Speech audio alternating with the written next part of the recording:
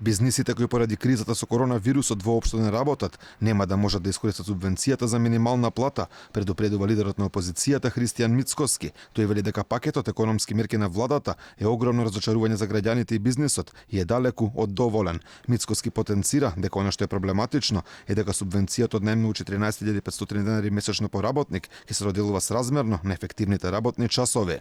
Имајќи предвид дека вонредната состојба ќе трае до средината на месец април, а најверојатно, како што стоја за жал работите, ќе биде продолжено уште за еден месец. Тоа значи дека вработените ќе имаат 0 ефективни работни часови во месец април.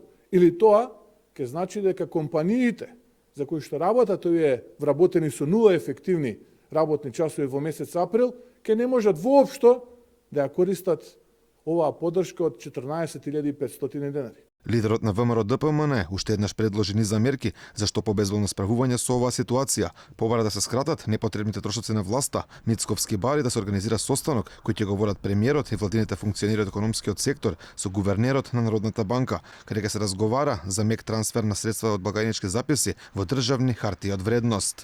Апелираме до намалување и целосна пренамена на средствата кои што се користат за партиски вработување од времен карактер, за репрезентација, трошоци со договорни услуги, веднаш рационализација на буџетските трошења.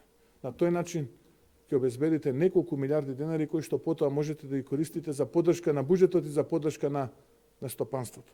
Мицкоски вели дека има поединечни мерки кои се добри, но тврди дека целиот пакет не е вистински доволна помош која му треба на стопанството и граѓаните. Како за споредба ги спомена земјите од соседството и регионот. Србија понуди 5 милиарди евра помош, 3 милиарди евра дава Словенија, додека Грција ќе помогне со 6,8 милиарди евра.